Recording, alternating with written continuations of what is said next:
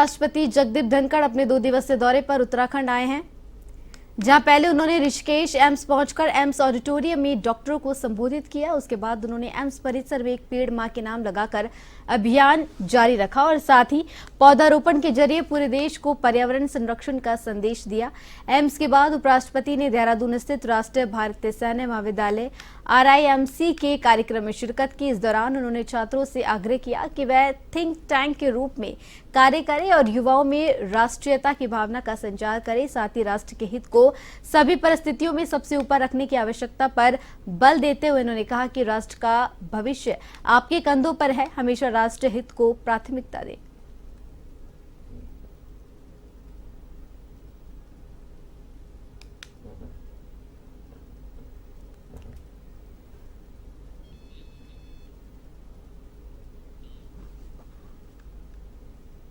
चंपावत में स्थित मुख्यमंत्री कैंप कार्यालय में आयोजित कार्यक्रम में सीएम पुष्कर सिंह धामी शामिल हुए, जहां उन्होंने वरिष्ठ जन और जनमानस से भेंट वार्ता कर उनसे संवाद किया। इस अवसर पर मुख्यमंत्री ने लोक निर्माण विभाग के सभागार और गार्ड रूम निर्माण कार्य का लोकार्पण किया।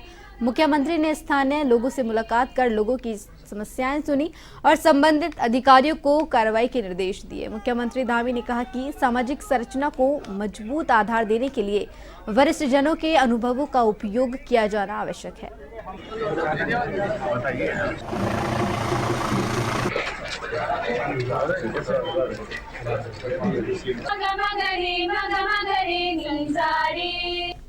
अनेक सीमांत क्षेत्रों में जो विकास के काम हो रहे हैं, चाहे वो सड़क के हों, चाहे हमारी पार्किंग के हों, सौंदर्यीकरण के हों या स्थापना सुविधाएं हों, उन सभी पर विशेष ध्यान देने के साथ साथ स्वास्थ्य सेवाएं भी हमारी प्राथमिकता में है। आज यहाँ पर CT स्कैन भी विधिवत रूप से प्रारंभ हो गया है। आने वाले समय में हमारा यहाँ क्रिटिकल केयर ब्लॉक भी बन रहा है, वो भी निर्माणाधीन जल्दी बन जाएगा। तो आने वाले समय में MRI की सुविधा भी हो जाएगी। हमारा प्रयास है कि डॉक्टर भी पर्याप्त मात्रा में यहाँ पर आ जाएं, जैसे जैसे उपलब्धता होगी। उत्तराखंड के निर्दलीय विधायक उमेश कुमार ने गैरसैंण में विधानसभा सत्र के दौरान एक मुद्दा उठाया और उन्होंने कहा कि उत्तराखंड में धामी सरकार को गिराने के लिए षड्यंत्र चल रहा है और कुछ बिजनेसमैन इसके लिए 500 करोड़ रुपए खर्च करने जा रहे हैं। वहीं जैसे ही ये बड़ा मामला सामने आया, उसके बाद अलग अलग प्रतिक्रियाएं सामने आने लगी है और अब एक और बड़ी प्रतिक्रिया सामने आई है वित्त मंत्री प्रेमचंद अग्रवाल की। उन्होंने कहा कि अगर इस तरह का कोई मामला है तो इसका प्रमाण विधायक को जरूर देना चाहिए और अगर विधायक के पास इसका प्रमाण है तो हमारी सरकार इस पर जरूर कार्रवाई करेगी।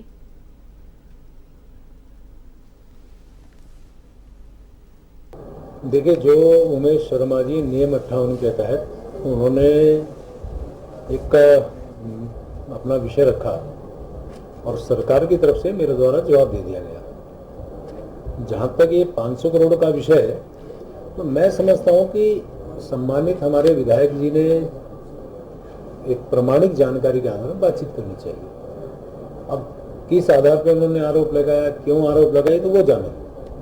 तो मैं नहीं समझता, यहाँ सरकार हमारे पास है, लाए ना प्रमाण, सरकार जांच करा लेगी। हम लोगों के पास लाए ना विषय सरकार, क्योंकि विधानसभा में जो नियम 58 के तहत विषय आया उसका पूरी तरह से जवाब दिया गया। आप भी जानते हैं कि विधानसभा नियमों से चलती है, नियमों के आधार पर उनको जवाब दिया गया। यदि इस प्रकार की कोई उन पर प्रमाणिक जानकारी, तो सरकारी स्कूलों में पीएम पोषण कार्यक्रम चल रहा है। इसके तहत बनाए जाने वाले भोजन की स्वच्छता को लेकर भारतीय मानक ब्यूरो की ओर से बनाए गए मानकों पर चर्चा के लिए मानक प्रथम प्रोग्राम का आयोजन किया गया। इस दौरान सरकारी स्कूलों में विद्यार्थियों को दिए जा रहे भोजन की गुणवत्ता में सुधार और उसमें पोषक तत्वों की मात्रा को बढ़ाने को लेकर चर्चा हुई। इसमें छात्रों सहित अन्य विशेष अतिथिगण मौजूद रहे। उत्तराखंड से BIS के निदेशक सौरभ तिवारी ने बताया कि भोजन की गुणवत्ता को बढ़ाने के लिए हर मुमकिन प्रयास किए जा रहे हैं और इस योजना को धरातल पर जल्द उतारने का काम किया जाएगा। वहीं इसके साथ ही खाद्य सुरक्षा के उपायुक्त गणेश कांचपाल ने कहा कि स्कूलों में खाने से होने वाले खाद्य जनित रोगों से हम बच्चों को कैसे बचाएं, उस पर इस कार्यक्रम में चर्चा की गई।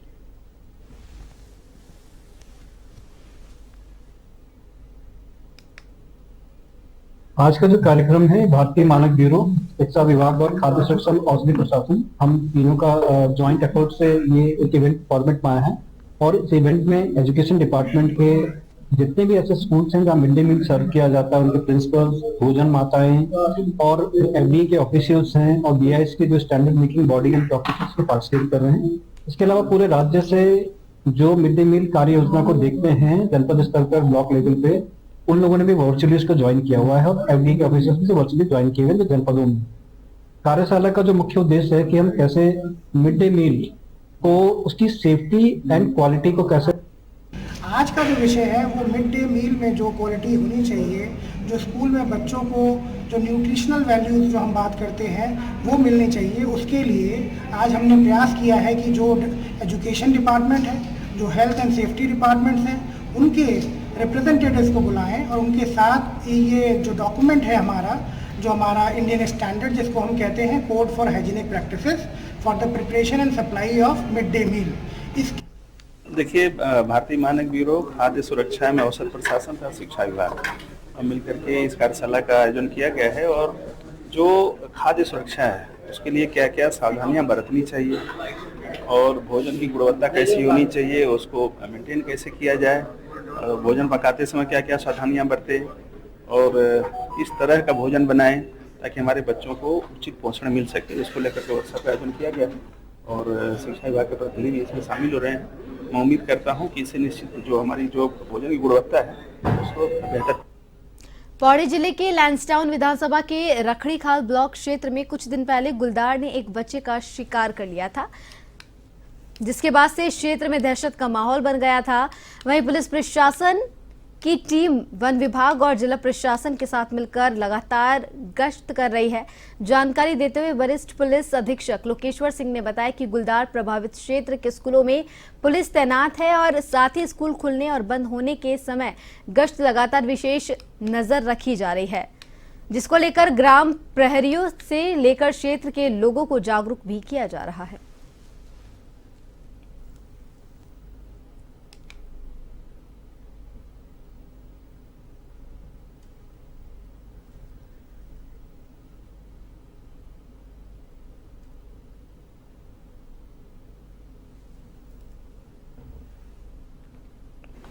देखिए, रखनीखाल क्षेत्र में हाल ही में एक बहुत दुखद घटना हुई जिसमें एक गुलदार के द्वारा एक बच्चे के ऊपर अटैक किया गया, जिसमें पब्लिक में काफ़ी आक्रोश है उसको लेकर। और हमारे वहाँ पे जो लोकल पुलिस है और साथ में जो पुलिस की टीम्स और जो फॉरेस्ट की टीम्स हैं वो साथ मिलकर काम कर रही हैं। फॉरेस्ट की टीम ने एक गुलदार को उसमें पकड़ा भी है और साथ ही साथ पुलिस और प्रशासन की और फॉरेस्ट की टीम्स वहाँ पे अवेयर भी कर रही हैं लोगों को। एक तो संध्या होने के उपरांत कभी भी आप बाहर ना निकलें, खासकर बच्चे और जो छोटे उम्र। मुनिकीरेती क्षेत्र में गंगा घाट पर नहाने आया एक पर्यटक पानी में डूब गया। मौके पर पहुंचे जल पुलिस के जवान सुभाष ध्यानी की टीम ने पर्यटक को डूबने से बचा लिया। मामले को लेकर इंस्पेक्टर रितेश शाह ने बताया कि पहाड़ों में लगातार हो रही बारिश के चलते गंगा का जलस्तर कम ज्यादा होता रहता है, जिसके चलते जल पुलिस की टीम लगातार मुनादी कर लोगों को जागरूक करने का काम कर रही है।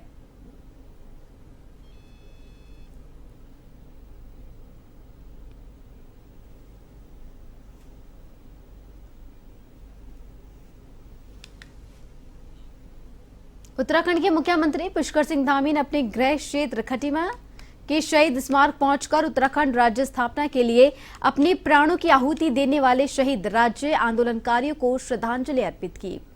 आपको बता दें कि 1 सितंबर 1994 के दिन खटीमा में उत्तराखंड राज्य की मांग कर रहे राज्य आंदोलनकारियों पर पुलिस ने बर्बरतापूर्वक गोलियां चलाई गई थी, जिसमें 7 राज्य आंदोलनकारियों ने अपने प्राणों की आहुति दी थी। उन्हें राज्य आंदोलनकारियों को श्रद्धांजलि देने के लिए हर वर्ष 1 सितंबर को शहीद दिवस के रूप में मनाया जाता है।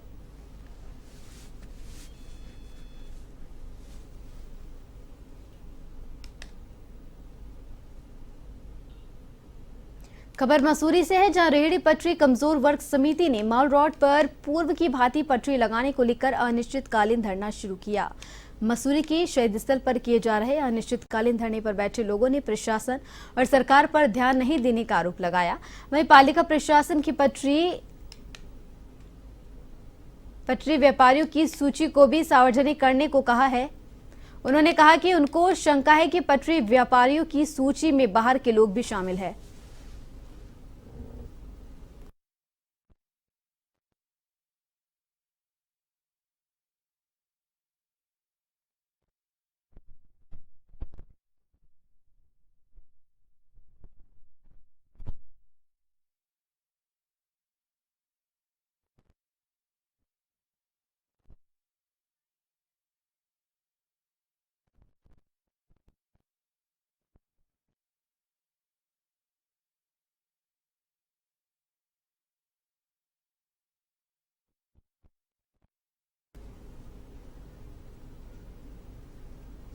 से ये जो मातृशक्ति आपको दिख रही हैं, ये जो है आंदोलनकारी महिलाएं हैं जिन्होंने उत्तराखंड के लिए अपने लाठी भी खाई है।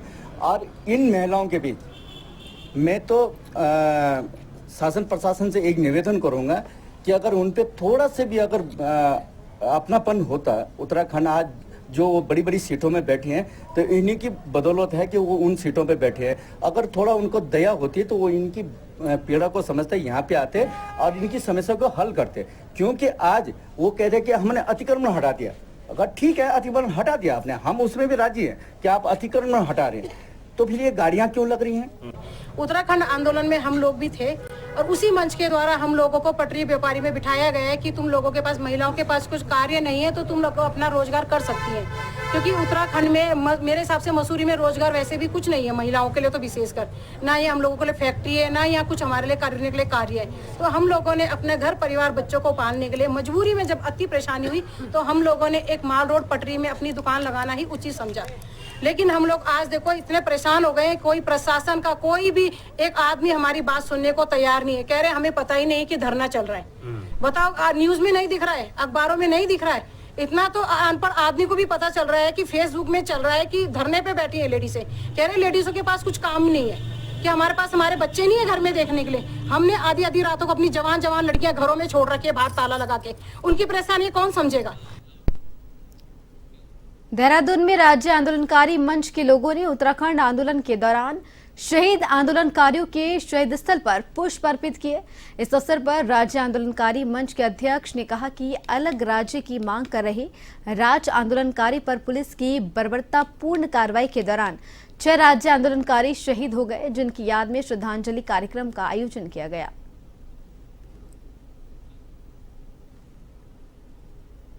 आज शहीद स्मारक देहरादून में हम लोग उत्तराखंड राज्य आंदोलनकारी मंच के आह्वान पे यहाँ सब इकट्ठे हुए हैं। तमाम राज्य आंदोलनकारी आज जो खटीमा जो है इस उत्तराखंड आंदोलन की प्रथम शहादत थी, जिसमें हमारे 7 राज्य आंदोलनकारी शहीद हुए थे।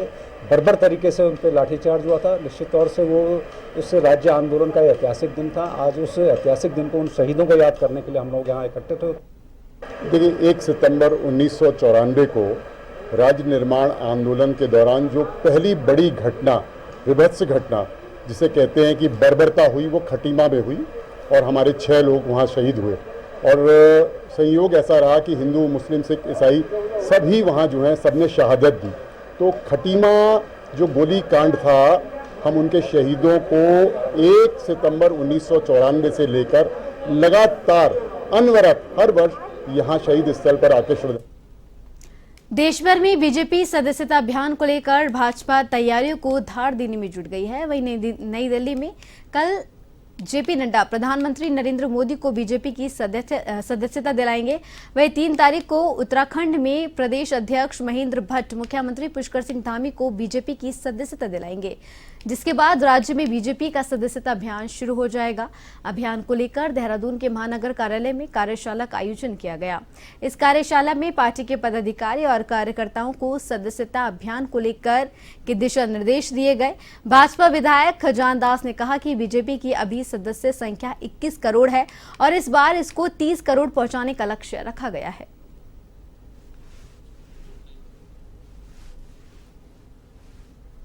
हमारे जो राष्ट्रीय अध्यक्ष जेपी नड्डा जी प्रधानमंत्री जी को दिलवाएंगे दिल्ली में 2 तारीख को, और 3 तारीख को हमारे राज्य के मुख्यमंत्री श्रीमान पुष्कर सिंह धामी जी सदस्यता लेंगे पार्टी कार्यालय में। माननीय महेंद्र भट्ट जी जो हमारे प्रदेश के अध्यक्ष हैं, राज्यसभा के सांसद हैं, वो सदस्यता दिलवाएंगे और फिर अभियान शुरू होगा। और इसलिए ये आप देख रहे हैं कि चहल पहल जो दिख रही है आपको, ये सदस्यता को लेकर के है। सभी लोग बड़ी मेहनत से काम कर रहे हैं और जो लक्ष्य है उस लक्ष्य को हम पार कर पाएंगे। इस बार का लक्ष्य जो रखा गया है तो हमारे को 2024 के चुनाव में जितने मत मिले उसका 75% लोगों को हमें भारतीय जनता पार्टी का सदस्य बनाना है। ऐसे लक्ष्य के साथ हमारे सभी देहरादून जिले में और सभी मंडलों में हमारी कार्यशालाएं हो चुकी हैं। हमारे यहाँ मोर्चे और प्रकोष्ठ बनते हैं, उनकी आज संयुक्त कार्यशाला अपने महानगर कार्यालय में हो रही है, जिसको संबोधित करने के लिए अपने महामंत्री संगठन आदरणीय अजय जी अपने बीच में हैं। विश्व की सबसे बड़ी पार्टी भारतीय जनता पार्टी है और आने वाले समय में आप देखेंगे कि जिस तरीके का उत्साह। श्रीनगर के क्षेत्र गढ़वाल से हिंदू लड़कियों को ब्लैकमेल करने का मामला सामने आया है, जिसको लेकर स्थानीय लोगों ने श्रीनगर कोतवाली का घेराव करते हुए रोष व्यक्त किया। इसके बाद लोगों ने विशेष समुदाय के आरोपी युवक के संबंध में जांच करने की मांग की है। भाजपा नेता लखपत भंडारी ने कहा कि श्रीनगर में विशेष समुदाय के युवक हिंदू समुदाय की युवतियों को टारगेट कर लव जिहाद में फंसाने का प्रयास कर रहे हैं। भाजपा नेता लखपत भंडारी ने कहा कि पुलिस को श्रीनगर में वेरिफिकेशन ड्राइव चलानी चाहिए, ऐसे लोगों पर सख्त कार्रवाई करनी चाहिए।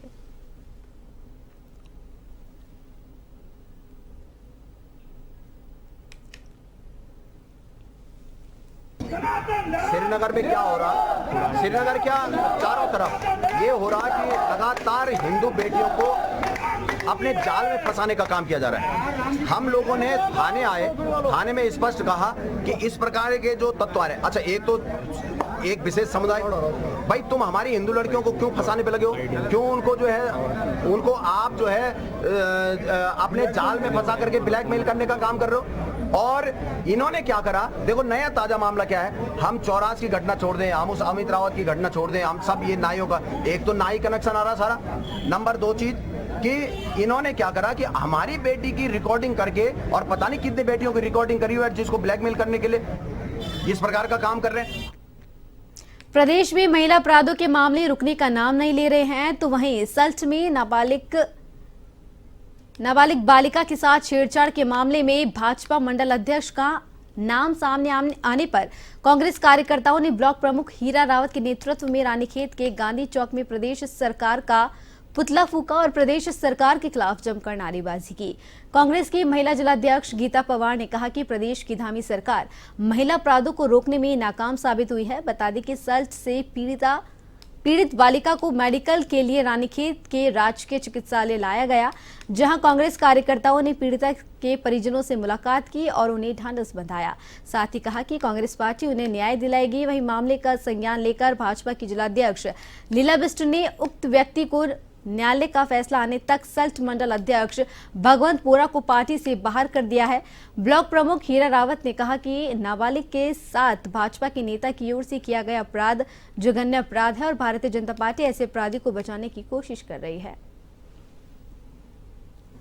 इससे शर्म की बात क्या हो सकती है कि जो हमारी बिटिया जिसको यहाँ पर पुलिस के संरक्षण में लाया गया, उसको एक कमरे में जाके बहुत देर तक यानी जांच के नाम पे उसको बंद रखा, उसको कई तरीके से प्रताड़ित करने का काम यहाँ पर हॉस्पिटल प्रशासन द्वारा किया गया। और यहाँ हमारे साथ कई वरिष्ठतम पत्रकार और बुद्धिजीवी लोग भी वहाँ पर गए, पर वहाँ पर डॉक्टर ने बाइट देने से मना कर दिया। और कहीं ना कहीं इसे स्पष्ट दिखाई देता है कि भारतीय जनता पार्टी और उनकी सरकार दोषियों को बचा।